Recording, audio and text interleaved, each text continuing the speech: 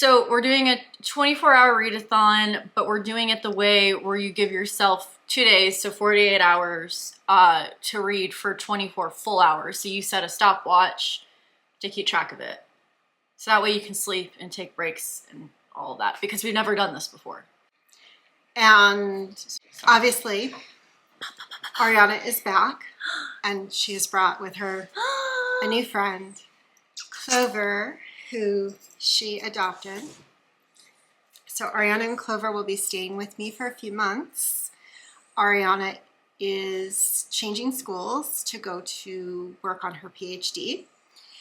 And so it is Saturday evening, Saturday late afternoon, and we have been moving for the last few days. We're unloading the truck this morning. We still have things to do to unload the truck tomorrow morning, but it was thunder and lightning, and we didn't think it would be really smart to be inside of a metal box while that was happening. So we stopped for a while. We decided to start our 48 hours tonight, Saturday night, because that will take us through Monday evening, and I have to go to work on Tuesday. So we want to be done before then. So to start, and right now we are actually on our way to go eat sushi and then to go to the Chris Isaak concert, who neither one of us are really what you could call fans, but we thought it would be a fun thing to do. We're kind of fake fans, but at least we know a few songs. We know a few songs. I know 2 songs. I know 3, but that's thanks to Over the Garden Wall for that. But anyways, And we listened to what we think is the set list, but not the full, but like it's not really fully confirmed. But there's like websites dedicated to where people can upload. If they went to a concert, they can say what the set list was that night. And I was just kind of going off one of the nights because he's not starting his first leg of the tour where we're at. So I don't know what I'm going to read for the full readathon. However, I am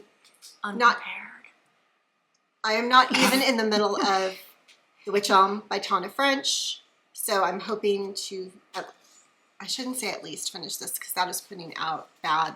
Yeah, you're halfway through it, aren't you? Not quite. Okay, let's just say a quarter at the very minimum. I think it's more than that, like a third. Yeah.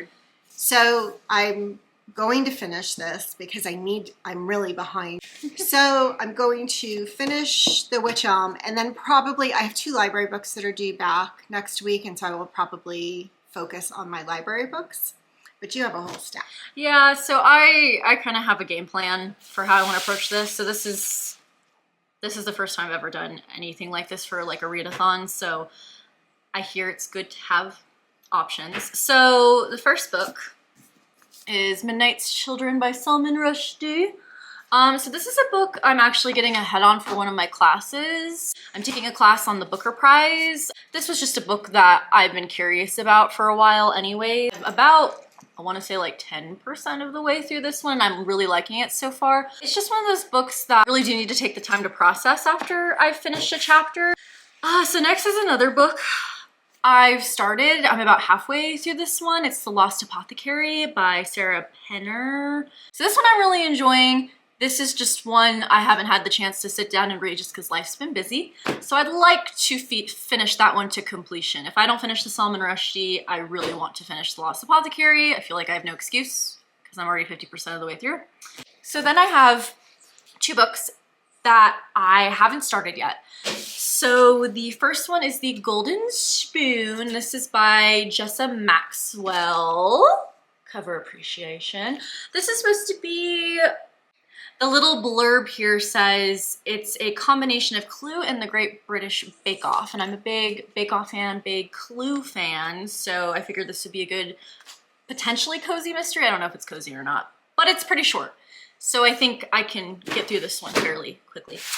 And then, if any of the books are a little heavy, I don't read a lot of romance, but I do enjoy Emily Henry.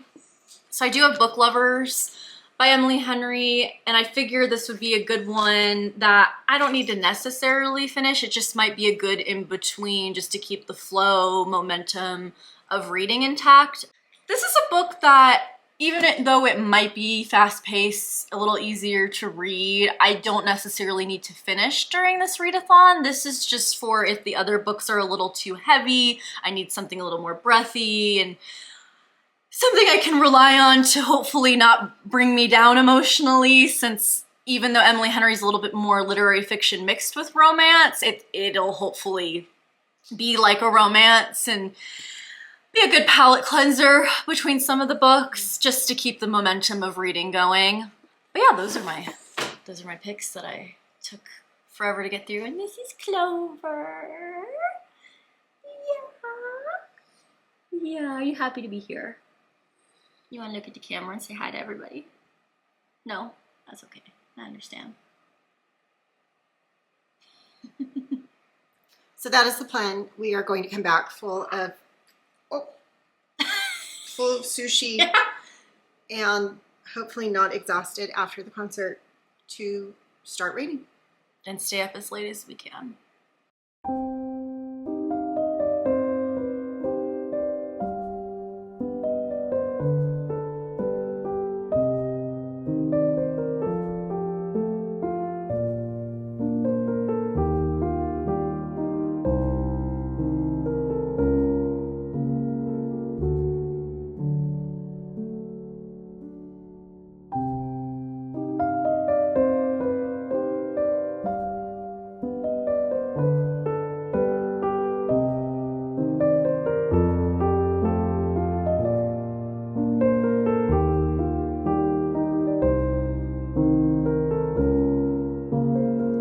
Okay, it is the next evening, and we are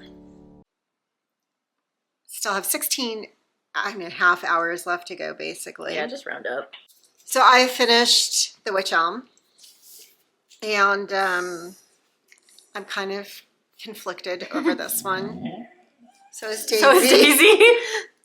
I think I'm going to give it a 4.5 stars. Oh. Even though It's high. I know, because it's Tana French. She's a great writer. I still really love and like her love and like. I think Daisy wants to have a debate over this with you. Well, she's still one of my favorite writers, and I really think the writing in this was just exceptional. I did have some problems with the characters, but I think we were meant to, so I can't really, I think we are not meant to like the characters, so I can't really, I feel like I can't take points off because I didn't like the characters, because I don't think we were meant to like the characters. But after I finished it and I went to Goodreads, I really feel that I saw a lot of similar Complaints. ways that people were reacting to the book in the same way that I did. So that's where I'm at. Where are you at? Okay, so I've been switching off between 3 books technically. One of them I actually didn't mention at the beginning of this video. I'm listening to The Haunting of Hill House by Shirley Jackson as an audiobook. I think I've read it as a hard copy before. Maybe I just never finished it, I think, when I was a lot younger. So I didn't really remember anything about it. I have now currently a little less than 2 hours left of the audiobook, so I think I can get that listened to tonight. As far as Midnight's Children, that one's a little bit more dense of a novel, just something where it takes a little bit more time to read it and process it. I think I explained that earlier in the video. Just didn't get as far as I wanted to, and I got a couple chapters of that read. However, with The Lost Apothecary, I think I was a little under halfway through it, and now I only have about, I want to say like 75 pages left of it, so I also think I can get that finished tonight. So hopefully that'll mean I finished 2 books. I also want to disclose that I was halfway through both of the books I'm probably going to finish tonight, so I'm not a speed reader by any means. I read very slowly compared to some other people. But hopefully that'll just help me get caught up with my reading goals to have those 2 books done tonight. And then I can start something new tomorrow. So we're going to try to read for 4 more hours today to get us down to the 12-hour mark. So I guess 4.5 hours left to go today. We did take a short break to watch an episode of Poker Face. So now that that's over, we're going to get back to reading. And next up for me is going to be The Perfect Marriage by Geneva Rose. Oh. Well, I guess Mom's in kind of a thrillery-esque mood tonight. Yeah. Well, the Witch Elm was a mystery. Oh, right. Sorry, you disclosed the difference between mysteries and thrillers. Disclosed. Well, you know. Because it was secret. Well, so I disclosed it. Okay, wrong word. You gave a... I have a video where I discuss how I define a thriller versus a mystery. You gave a professional TED Talk through YouTube. I don't think it was a professional TED Talk, but I just YouTube. have a video where I talk about the way I define a mystery versus defining a thriller. So, but yes, I mean, I read, my whole channel is mystery thriller, so it's not really a surprise that that's what I'm picking up to read. Oh, you don't brand. I thought you read like some dark fantasy on your channel. I thought you had. Only if there's a mystery element to it. I'm not a fake fan. I watch your channel. I'm a good daughter, I would like to think. Only if there's a mystery element to it. Oh, I see. You have stipulations. Okay. Okay, so we're going to get back to reading, and we'll check in soon.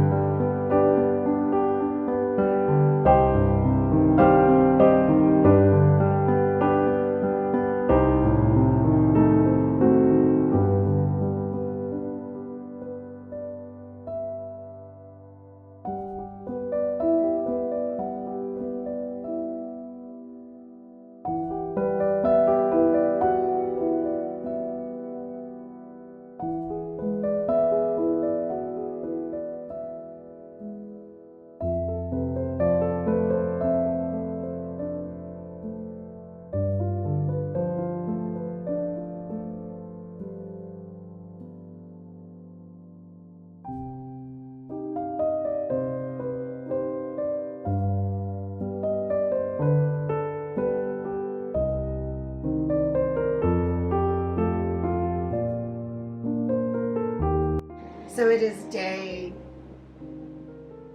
I've lost count. This is a very loosey-goosey 24-hour readathon, and I feel like that's something we should explain a little bit, just because this is not a straight-through 24-hour reading challenge. This is we just got behind on our reading goals, and we needed to sit down for a couple hours a day and just read. So we have 6 hours left on the 24-hour timer, and it is day... Is it 3 or is it 4? It's got to be at least 4.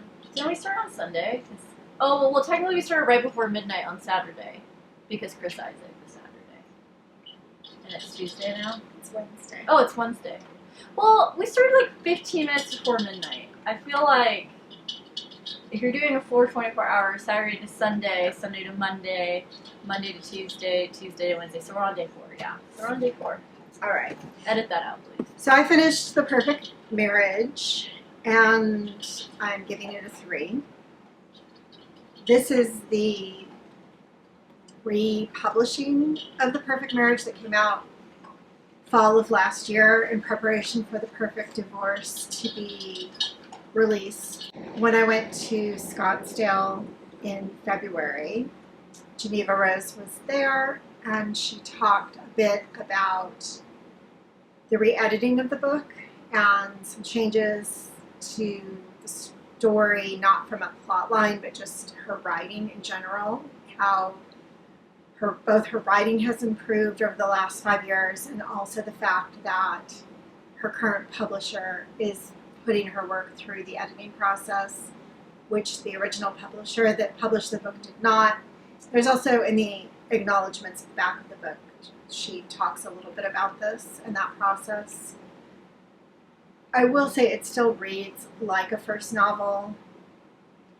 It's a little bit all over the place, and I think it still could have been tighter in some places. So I'm giving it a 3.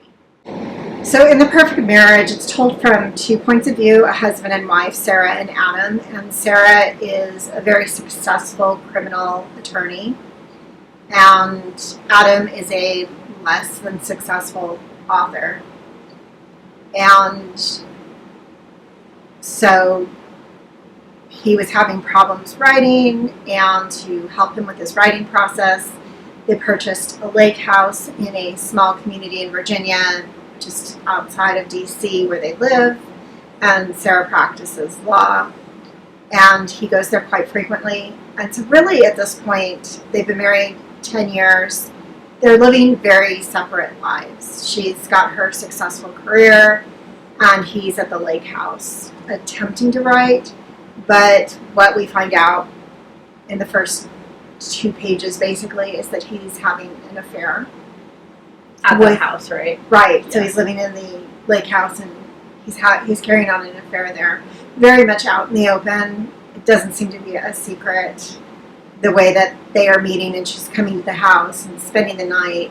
And she is also married, and she is showing him text messages from her husband that are very irate and threatening, and she has shown up before with black eyes and things like that. So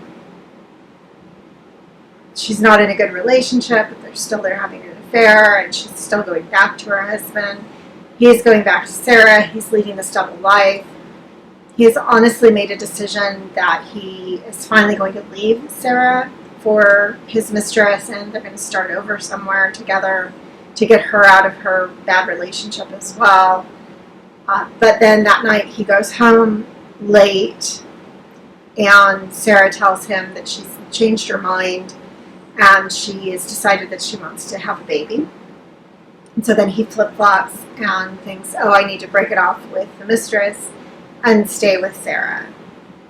But the next morning he is arrested because someone has killed his mistress in the lake house, in their bed. Dun dun dun. So, for better or for worse, anyway, for better or for worse, Sarah decides that she is the only person who can defend him because she's such a successful and great attorney. And so the book is the whole process of setting up his defense and trying to find out all the secrets to this woman's past, and if anybody else could want her dead, As and one why. does when they find out their husband's having an affair. Yeah, I mean, it definitely is stretching the imagination, that is for sure. I think it's supposed to. I don't know if you're supposed to look at her as if she's admirable, or if it's that she's just she's a tough lady who is willing to do whatever it takes for her husband, regardless of all the mistakes he's made. That's just kind of how it read as to me, like, I couldn't do it, you know? Right. I'm assuming the average reader probably feels that way, so it makes for a more interesting read, I'd assume. And there's a discussion about that in the book, that her taking on his case is also a way to show that there's something admirable still about him, that even though he cheated on his wife, she's still willing to defend him because he's so obviously not a murderer. So that's part of it as well. Yeah, well, there's a lot of things that she told me about the book that would be spoilers, so I won't say it, but the guy is so sus. Yeah, he's a very... He's definitely written as a very weak man. He's very wishy-washy. He's back and forth between which one of them he loved the most, and he does some really, really stupid things during the prep for his case that make Sarah's job a lot harder and make the position he's in a lot harder. So, yeah,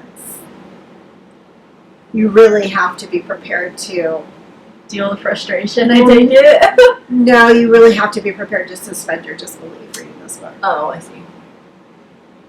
No. That's how it is sometimes with thrillers, Yeah, with especially. thrillers, yeah. And then I'm going to pick up the book that I need to, well, one of the books that I need to read for my Top Shelf Challenge, because this is a library book and I have to return it next week. And so I'm going to start reading Close to Home by Kara Hunter. It's a good incentive. Library book. Have to return it. I mean, you can always renew it, but still. Okay, so I've finished 2 books so far. I ended up finishing The Lost Apothecary. I will be giving this 4 stars. I was debating between a 3.5 and a 4, but I think I'm going to go with 4 just because the last 100 to 150 pages or so had me so entranced I just couldn't put it down. It was kind of a slow start, but it was still entertaining enough to where I still wanted to pick it up and read it, but it took me longer to get to the last 150 pages because it was a little slow. I just think it's a dual POV book, and the point of views from the past, the late 1700s, are way more interesting than the present point of view. I just don't think the present point of view's protagonist, I just didn't jive with her very much. I don't know. It's not that I entirely disliked her. I just had a lot of questions as to what made her do the things she did. There wasn't a lot of backstory on her that would explain why she made some of the decisions she made or the way she would think things through. So I don't know if the contemporary point of view was really necessary, but whatever. I gave it a 4.5 stars. Oh, you did? Oh, well, not too far off then. And then I finished on audiobook, The Haunting of Hill House by Shirley Jackson. I didn't talk about that one prior when we first started, but I did end up finishing that as an audiobook. I think during our check-in I might have talked about it briefly, but I don't even remember anymore. That one I gave a 3, but that's just because I need to go back to it hardcover-wise. I think there might have been some things I missed, but I was expecting it to be a little bit more spooky than it actually was. I love We Have Always Lived in the Castle. Yes, We Have Always Lived in the Castle. I think I gave that a 4.5 if I'm not mistaken. When I read it last year, I love that book, and I was expecting to feel the same way about that book as I did. Or I was hoping to feel the same way about The Haunting of Hill House as I did for We Have Always Lived in the Castle, and I just didn't really jive with it. So now, today, I started The Golden Spoon by Jessa Maxwell. This is like a little mashup of The Great British Bake Off and Clue is what the little blurb here says. I'm only about 30-ish pages in, I think. 36. Oh. Not anymore. Well, I'm 36 pages into it, and it's fine so far. I'm not like head over heels for it or hating it, but I think that's just because I'm only 36 pages into it. Even though it is a shorter book, I think I just need to get a little further into it to make more of a concrete analysis. And then I started another audiobook because I've been doing a lot of cleaning around the house today and cooking. So I just wanted to keep, reading while doing that. So I started Nothing But Blackened Teeth, and that's by Cassandra Khaw, and then this is what the creepy cover. This one I think was really popular on Book Talk. I'm not on TikTok, so I don't know. I don't need to read like Book Talk books, but I like to listen to horror a lot on audiobooks just because it's like getting a spooky story told to you. I am about halfway through it. I've gotten a lot of that one listened to today, and that one's kind of okay so far. I think it's just about now it's gonna start getting scary, hopefully, because we got a little bit of backstory. That's all I can really say about it right now. I like the prose, so I think I might pick that one up as a hard copy as well, and try and annotate that one. Maybe around Halloween time, it'll be a good spooky book to read, but we'll see if I like the ending or not. So far so good. 2 books finished. Hopefully, I can finish at least one more. Okay, so we have about 6 hours left to go, and we're going to get back to reading.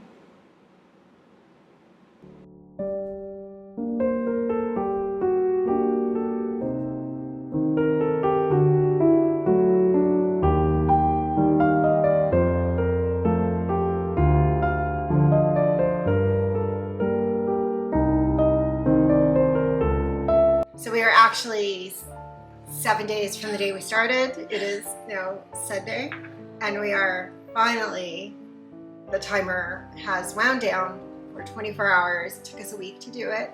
So, I mean, that's informative, right? With real life going on, it took us a week to read for 24 hours. Because she went back to work, and then I was, I'm not working right now over the summer, but my goal has been to clean out my room when I used to live here and make it like a little studio, bedroom, office space. So when I move out, I can come visit here and have, you know, a workspace.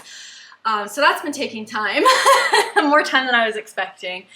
So yeah, I think if anything though, it helped us prioritize reading despite all the things that we had to do with our day, but.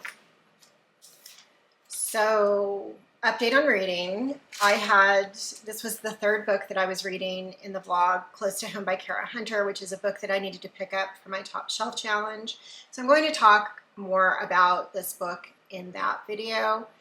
I did get to about halfway through it when the timer ran out, and I have now finished it. I really enjoyed it. I gave it a 4.7. Ooh, that high. Not high. Based on, she was talking to me about it last night. I didn't know what she was going to rate it, so. It is the story of a child abduction, and it's really told from the point of view of the police involved in the investigation, and it is the first in a series, which is why I picked it up for the Top Shelf Challenge. It's actually a library book. I'll get into more how I'm going to count this in the Top Shelf Challenge in that video, obviously. But I did enjoy, there's a tiny little bit of the backstory of the police involved. There's not a lot of character development of them, but you sort of get a sense of who they are and their situations. But it was really based on, the case is the child abduction of an 8-year-old girl and investigating her parents and her 10-year-old brother in the aftermath of that. And it does have some definite surprise elements. Things are sort of thrown in that the family neglects to tell the police that probably could have made the case easier in the long run. So a lot of back and forth, and it's definitely that mixed media. There are Facebook posts, Twitter tweets, although it's, what do you call it now that it's X? Are they still tweets? I don't know. So that, and also press releases, and then the narrative of the story itself told from the perspective of the police officers. So really enjoyed it, and I'm happy I enjoyed it because I have to pick up the next one for the Top Shelf Challenge. So that's what I did. And then my third and final book I finished during this challenge was Nothing But Blackened Teeth by Cassandra Khaw. I think that's how you say it, or is it Shaw? Is that how you say it? I don't know. So that one's about, I just pulled up a quick summary just so I don't mince my words, but it's basically just about an old mansion in Japan and how this bride was sacrificed after her, I think her fiance, they were about to get married. She was all ready to get married in her wedding dress. Fiance dies, I believe, suddenly, and she decides to sacrifice herself and be put into the walls of the house. I remember she died of natural causes, what the backstory was, but I'll get to why it was hard to process everything in a second. But essentially, they would continuously sacrifice women and put them in the walls of the mansion to keep her company, was the reasoning, while she's waiting for her beloved betrothed to come meet her in the afterlife. So they were like, oh, ghosts get lonely, let's sacrifice other, yeah, it's super messed up. So basically, that reminds me of the cat in the walls. Remember Taskmaster when he brings in the mummified cat? That's one of the yes, or the picture of the mummified cat. We've been watching a lot of Taskmaster recently. That and Poker Face. We've been binging back and forth. Like my two new favorite shows right now, honestly. But anyways, yeah. So supposedly super haunted. Then, you know, fast forward into the future, this group of young adults, I want to say, in their 20-somethings, well, 2 of them are getting married and the rest of them are friends that are all meeting up at this mansion. One of the rich friends finds a way to rent out the mansion like an Airbnb kind of situation so they can stay there. And I think the bride-to-be wants to get married in a haunted house. That's like her goal. So they want to get married there too. And basically, as you can imagine, since this is a horror, I don't want to call it a novel, it's more of a novella. This horror novella, you know, chaos ensues and, you know, some creepy stuff happens, some horrific stuff happens. I only gave it a 2.5. And I really liked the prose. I want to say that right off the bat. This could have been an even better book in my opinion. I don't think it should have been a novella. I think it should have been a little longer at the very least. I think there was opportunity to go into more of the characters' backstories. I think there was more opportunity to go into the lore of what happened with these women, and I know they gave a little bit of backstory at the beginning as to like how the women have to join this bride-to-be to keep her company in the afterlife, but there weren't really like a lot of ghosts haunting. I wanted more horrific elements. It's not till the very, very end when there's some grisly like body horror, but body horror isn't scary to me. It can be, but when it's the only thing it has going for it, I was just kind of like, okay, there's one ghost kind of whispering here and there. Not really a spoiler, just kind of to be expected. And it wasn't really clear if everyone could hear it at some points. I think towards the end, everybody knew there was a situation going on. I won't spoil anything, but there's something to where everyone's aware of what's going on, and that's what brings them together. But all of them were just really unlikable, and that can be fine, and that can really work in a book. But I need more backstory as to why they are the way they are, and I just don't think there was enough time to develop that properly. So, good prose, would consider rereading to see if I missed, because I did listen to it as an audiobook while I was cleaning, so I can acknowledge that maybe there were bits and pieces I missed, but at the same time, I don't really think I did. So 2.5 for me. All right, so that is going to wrap it up for our 24-hour reading vlog. Don't know when we'll do one of these again. It was kind of eye-opening that it took us that long to complete it. So with things getting busier, it would probably take even longer. I do think it was a good way to catch up on my reading goals, because now I have, I think, 5 books completed this month. So I'm happy we did it, even though we did it slowly. However, I do wonder maybe we should try to do more of a... We could do the screen time for reading time. Because if you obviously have the screen time, you could probably turn it into reading time. Exactly, yeah. I also think we could do what I had originally thought of, where you try and read for 24 hours for 48 hours, so we dedicate a weekend to I don't think I could do that. Really? I don't think I could read. I have too much to do, I guess, to give up 12 hours of a day for reading. Yeah, I know, that's the conundrum. We could always do the 8 hours a day for 3 days. I would have to take time off work. That's a good point too. All these things I'm not thinking of. I know, how do you do it? Because I'm going to start going back to work in a few months, and I don't know how I'm going to be able to do this when I'm teaching and going to class. So that's going to be interesting. Yeah, I just think that... How do you guys do this? when you have full-time jobs? Just, I mean, like I said, I'm not working right now, so I have more time to spare, so I will probably do them in my spare time. Yeah. But I go back to work in 2 months, and it's like, what do I do then? How do I do that? So do you just have to kind of just grin and bear it and just go for it? Stay up late. Yeah, stay up late, lose some sleep. I'm already going to be losing sleep. I feel like that's what a PhD program's going to do, but... Anyway, thank you for going on this journey with us. Tell your pets we said hi, and we'll see you next time.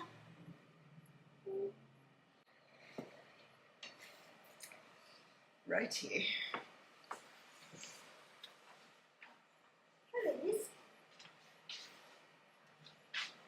Come on.